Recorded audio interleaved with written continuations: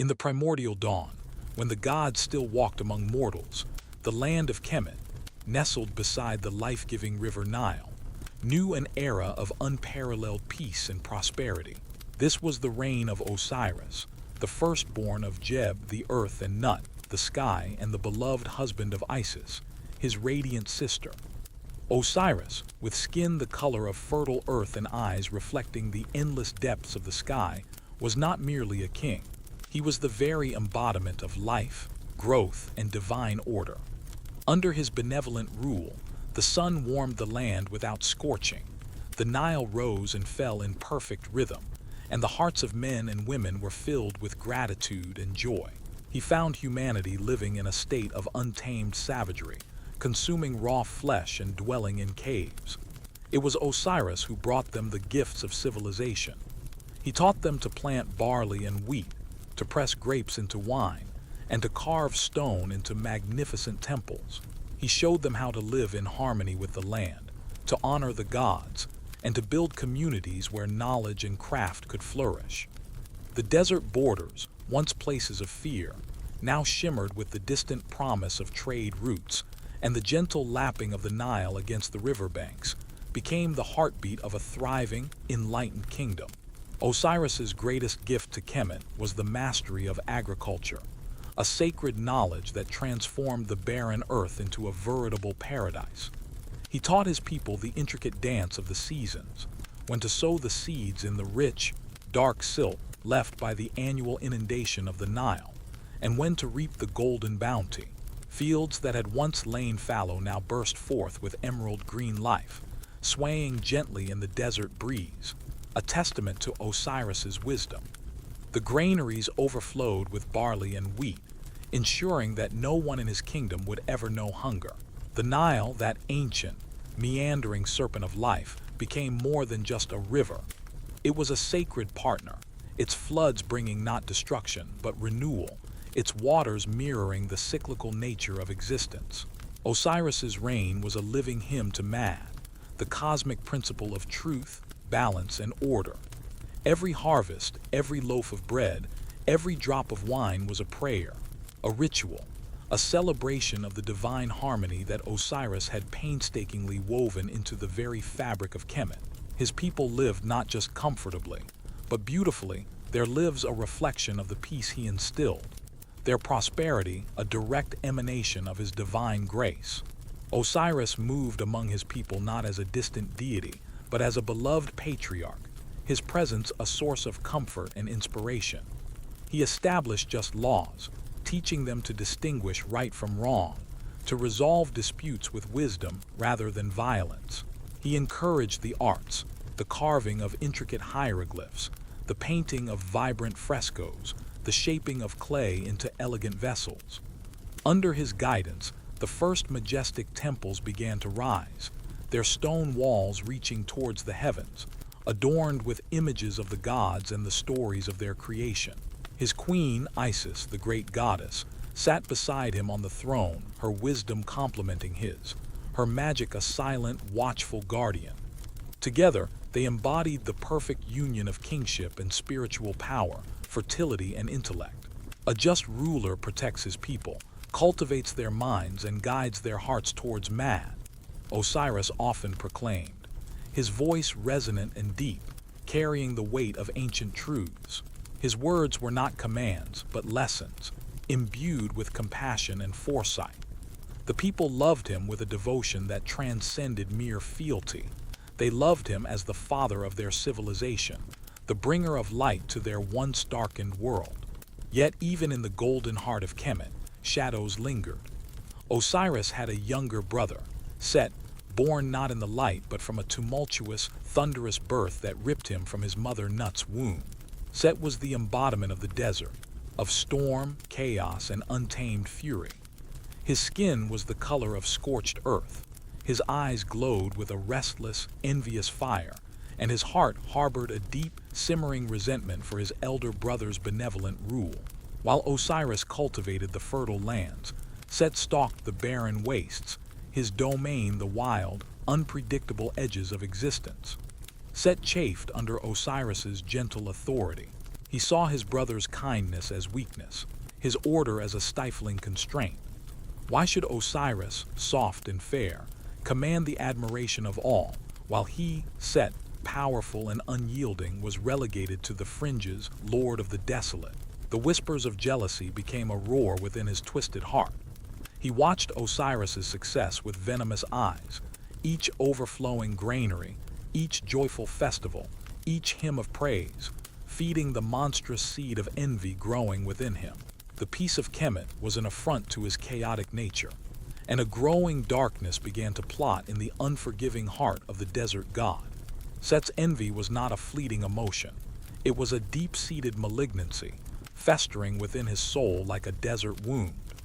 He resented Osiris's calm demeanor, his effortless popularity, his unchallenged dominion over the verdant lands. Set, with his raw, untamed power, felt overlooked, undervalued, confined by the very order his brother represented. He saw Osiris's wisdom as a subtle chain, his laws as shackles on his own wild spirit. The green fields of Kemet, which thrived under Osiris's touch, mocked Set's own barren domain, the endless, burning sands.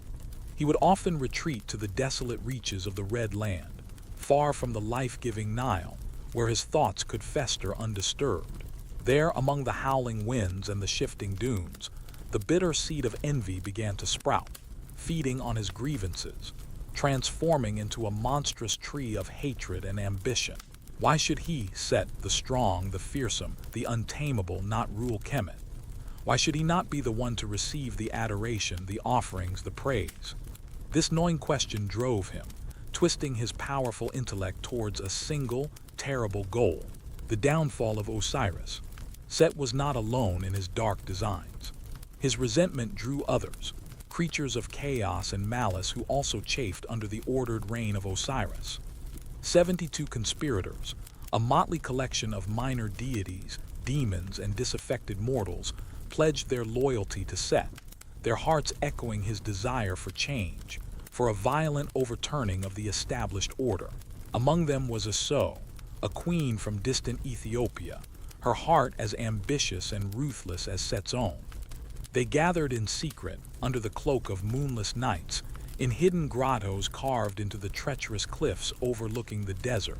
Whispers of rebellion, of usurpation, of a new, chaotic world order filled the air. Set, his eyes burning with fanatic zeal, exhorted them, promising them power, freedom, and a share in the dominion that would surely be his. Each conspirator, fueled by their own grievances and lust for power, became a willing tool in Set's hands, their collective malevolence a dark storm gathering on the horizon, preparing to break over the unsuspecting land of Kemet. Set, in his cunning, knew that direct confrontation with Osiris would be folly.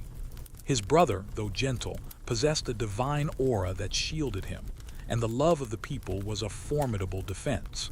No, a more insidious plan was required, one that leveraged Osiris's trusting nature and celebrated love for festivities. He conceived of a magnificent chest, crafted from the finest cedar wood, inlaid with precious electrum and lapis lazuli, a work of art so exquisite it would surely capture the admiration of all. But this was no ordinary chest. Set secretly measured Osiris in his sleep, meticulously crafting the coffin to perfectly fit his brother and no one else. It was a beautiful trap, a masterpiece of deception designed to ensnare a king.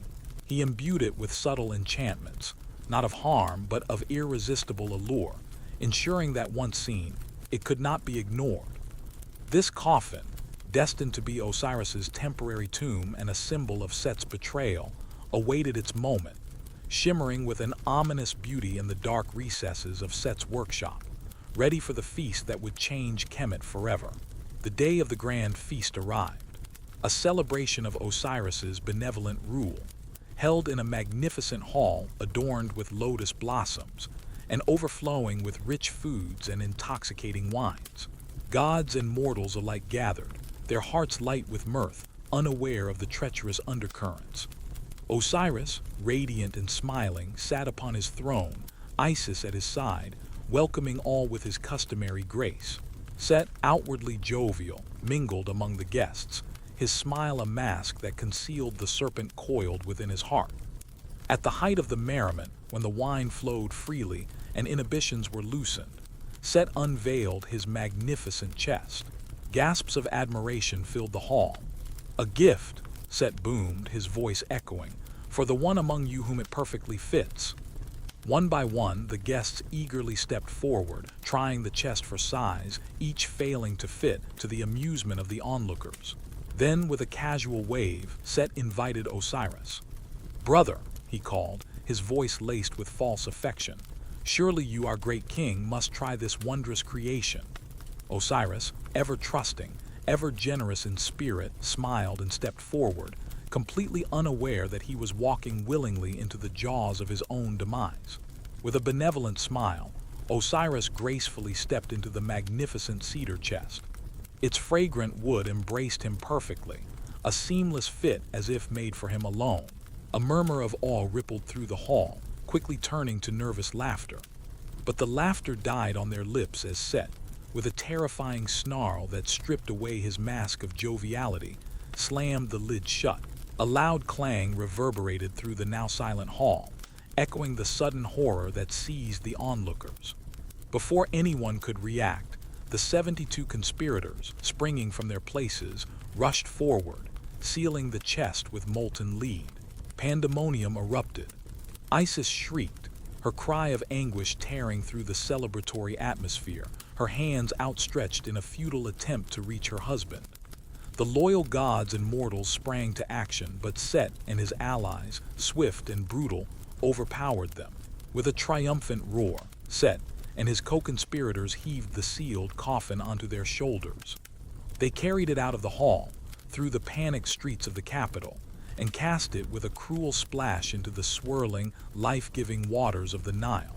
The river, which had brought so much prosperity, now became an unwitting accomplice to the darkest betrayal Kemet had ever known.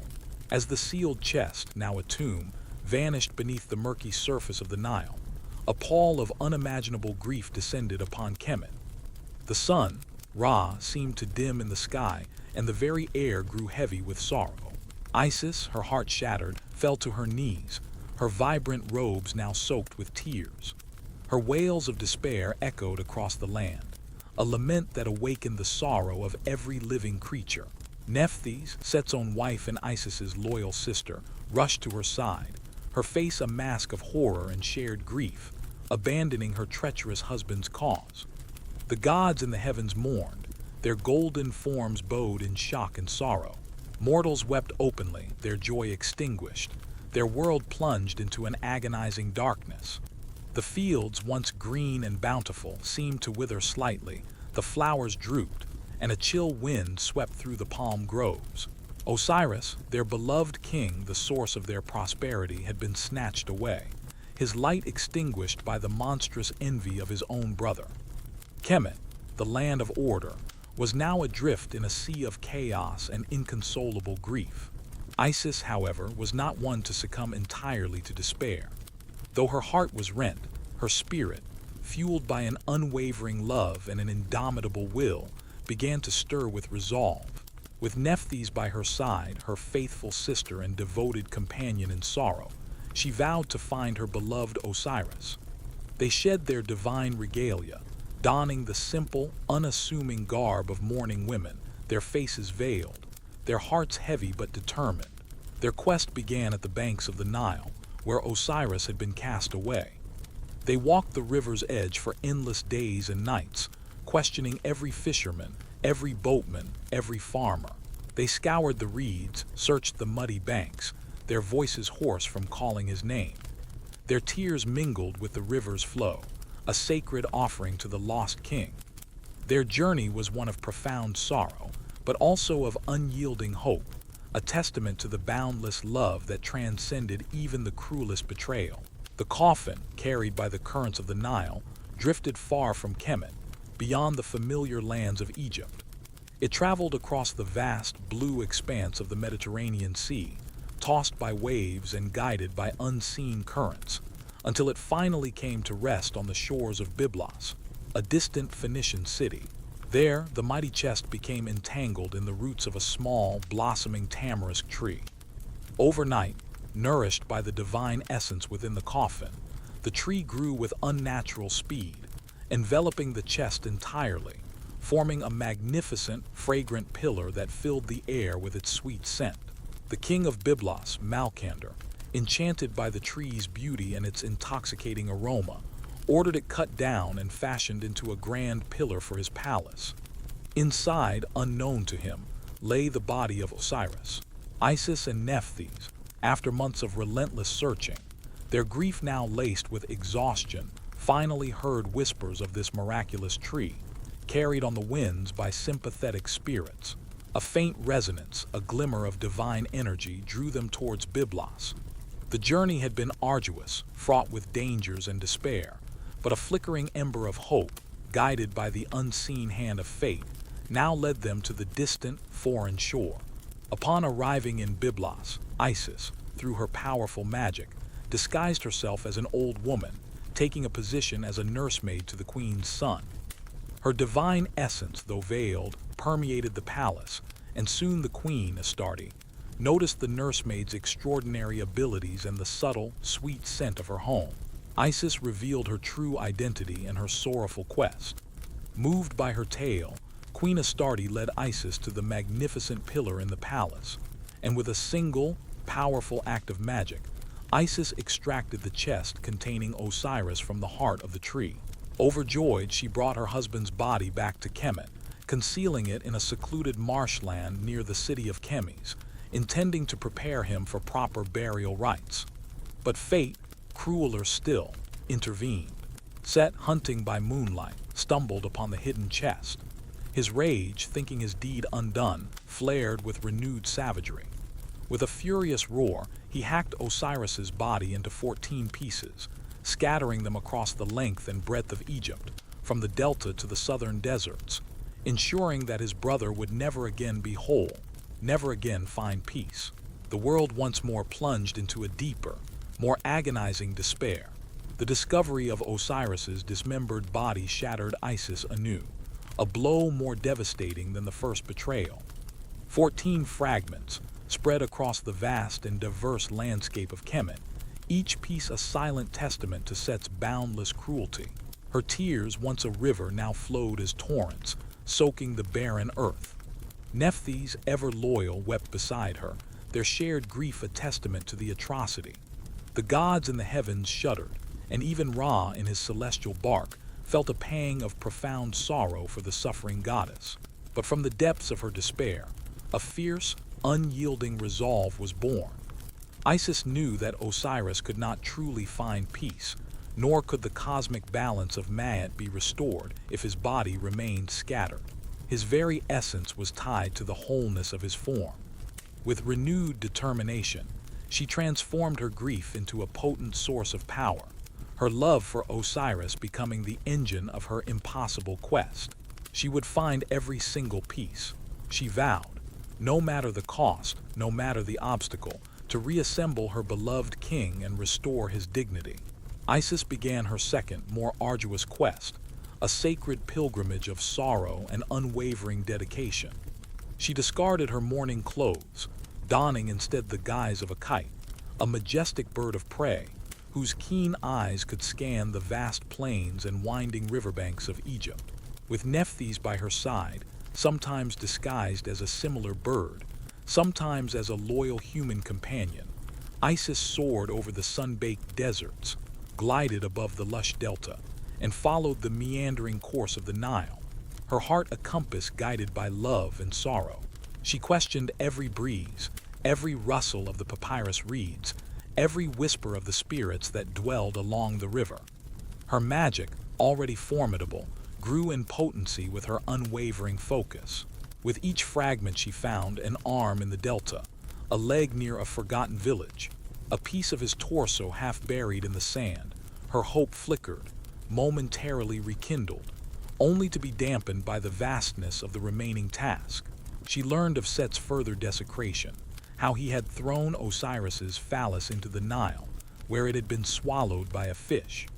This particular loss brought profound sorrow, for it meant Osiris could never fully be made whole in the physical sense, a cruel twist of fate for the god of fertility. Yet Isis pressed on, her resolve unyielding, for the spiritual integrity of her husband was paramount. Month after month, year after year, Isis tirelessly scoured the land, accompanied by the ever-faithful Nephthys. Her journey became a legend in itself, her mournful cries echoing through the lonely valleys, her perseverance inspiring awe even among the most cynical spirits. She visited every nome, every settlement, every sacred site, until, piece by painstaking piece, she gathered the scattered fragments of her beloved Osiris. Each find was a moment of bittersweet triumph, a small victory against the chaos that Set had unleashed. With each returned piece, she would perform a solemn ritual, cleansing it, anointing it with precious oils and binding it with spells of protection, preparing it for the ultimate reassembly. She fashioned an artificial phallus from gold and wax, imbued with potent magic, ensuring that while the physical form might be imperfect, the essence of fertility would remain. Finally, after an epoch of searching, all 13 recoverable pieces lay before her, carefully arranged on a consecrated bier in a hidden temple chamber. The ultimate act of magic, the restitching of a god, awaited her touch, a profound task that would challenge the very boundaries of life and death.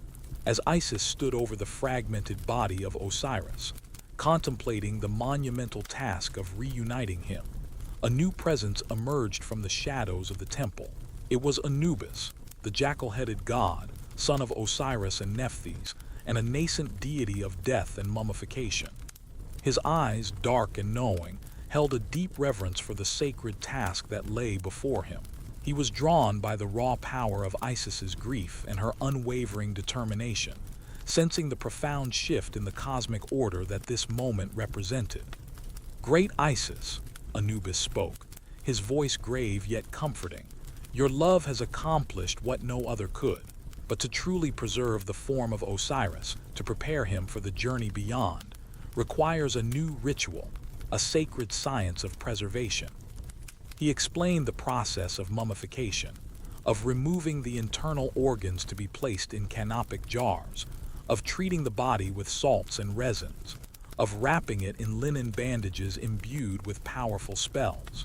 Anubis, who would become the ultimate guide for souls in the duet, offered to perform this groundbreaking rite, understanding its cosmic significance for all who would follow Osiris into the afterlife.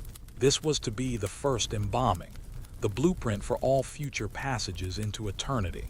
Under the watchful, grief-stricken eyes of Isis and Nephthys, Anubis commenced the sacred ritual of embalming, the very first of its kind, establishing the practices that would guide humanity for millennia. With a solemn reverence, he cleansed Osiris's reunited body. He carefully removed the vital organs, the stomach, intestines, lungs, and liver, placing each in a specially crafted canopic jar, each protected by a minor deity, to preserve them for the afterlife. The heart, the seat of intellect and emotion, was left in place, for it would be weighed against the feather of man in the halls of judgment. Anubis then packed the body with natron salt, allowing it to dry for many days, purging it of all moisture. After this, he anointed the shrunken form with sacred oils and fragrant resins, their rich perfumes filling the temple chamber. Finally, with painstaking care, he wrapped Osiris's body in countless layers of fine linen bandages, each strip consecrated with powerful incantations whispered by Isis and Nephthys, their magic imbuing the mummy with protective spells. As the final bandage was secured, Osiris lay whole once more, albeit motionless, a perfectly preserved vessel ready for its journey to the duet, his divine form now eternal, impervious to further decay. With Osiris's body meticulously embalmed and wrapped, Isis knew her work was not yet done. To truly prepare him for his eternal reign in the duet, he needed a spark of life, a final act of magic to allow him to transcend the boundaries of death. She knelt beside the mummy, her hands outstretched, channeling all her boundless love, all her formidable magic into a single, profound ritual. Her voice, strong and resonant, filled the chamber, weaving ancient incantations that called upon the very forces of life and creation. As she chanted, a vibrant, ethereal glow emanated from her hands, enveloping Osiris's mummified form. The jed pillar, the symbol of stability and endurance, stood tall beside the bier, vibrating with sympathetic energy. A gasp escaped Isis's lips, not of pain but of profound exertion, as she briefly poured her own life force into her beloved husband. For a fleeting, miraculous moment, Osiris's eyes fluttered open, his breath a gentle sigh. In that sacred instant, infused with Isis's magic, they conceived their son, Horus, the rightful heir to Kemet. Then, with a gentle, final exhalation, Osiris's eyes closed once more, his spirit preparing for its journey to the underworld, his purpose now irrevocably changed, his destiny transformed by death itself. With the sacred rituals complete and the spark of new life conceived, Osiris's journey to the duet, the underworld, began. He was no longer the earthly king, but a being transformed by death, imbued with a new, profound purpose. His spirit, guided by the silent, solemn Anubis, traversed the winding, perilous paths of the afterlife. He navigated through shadowy caverns, crossed lakes of fire, and faced fearsome guardians, each a test of his purity and divine essence.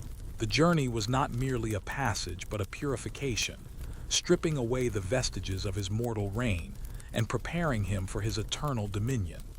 He saw the suffering of lost souls, the hopes of the righteous, and the endless cycles of judgment that awaited all who departed the earthly realm.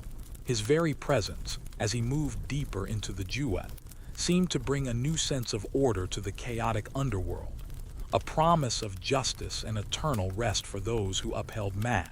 His arrival was not an ending, but a new beginning, a profound redefinition of his divine role. Osiris, having successfully navigated the treacherous paths of the duet, finally arrived at the field of reeds Aru, the heavenly paradise reserved for the pure of heart. Here, the land was a mirror image of the bountiful Kemet, with endless fields of golden barley, tranquil canals teeming with fish, and gentle breezes rustling through date palms. Righteous souls, having passed the judgment of the heart, toiled happily in these fields. There lives a perpetual harvest, free from sorrow and want. At the heart of this paradise stood his eternal throne, carved from ebony and electrum, adorned with symbols of rebirth and justice. Osiris, resurrected not to mortal life but to eternal dominion, ascended this throne, his mummified form radiating a calm, undeniable authority. He was now the unchallenged lord of the duet, the king of the dead, ruler over the vast spiritual realm. His skin, once green as fertile earth, was now symbolically wrapped in the purest white linen, signifying his mastery over death and his role as the eternal judge. The duet, once a fearsome unknown, now had a benevolent and just ruler, forever upholding the balance of the afterlife. As lord of the duet, Osiris's primary duty was to preside over the Hall of Two Truths, where the hearts of the deceased were weighed against the feather of man. Seated on his eternal throne, his mummified form serene and majestic, he observed the souls as they faced their ultimate judgment. Thoth, the wise scribe, recorded the proceedings, while Anubis, the embalmer, guided the souls and carefully placed their hearts upon the golden scales. The feather of man, luminous and pure, represented truth, justice, and cosmic order. If a heart, heavy with sin and deceit, outweighed the feather, it was devoured by Ammon, the devourer of the dead, consigning the soul to oblivion. But if the heart was pure, light as the feather itself, Osiris would grant passage to the blissful field of reeds. His gaze, though unwavering, was filled with a profound understanding of mortal frailty and divine justice. He was the ultimate arbiter, ensuring that man, broken on earth by Set's treachery, would forever reign supreme in the realm of the dead, offering eternal justice to all who passed through his domain. Back in Kemet, Isis, the great mother and sorceress, now focused all her formidable power and wisdom on protecting and raising her son, Horus, conceived in that fleeting moment of Osiris's temporary reanimation. She hid him in the dense papyrus marshes of the delta, away from the watchful, vengeful eyes of Set. There, amidst the reeds and water, she nurtured him, taught him, and shielded him from countless dangers, raising him to be the rightful heir to Osiris's throne. Horus, with his falcon head and fierce, avenging spirit, grew into a powerful warrior, embodying the righteous anger and determination of his mother. He knew his destiny, to challenge Set, avenge his father's murder, and reclaim the kingship of Kemet, bringing back the mad that Set had shattered. Isis, though no longer with Osiris on the earthly throne, remained his vigilant protector and the spiritual guide for his son, ensuring that the legacy of her beloved husband would endure, not just in the duet, but in the realm of the living.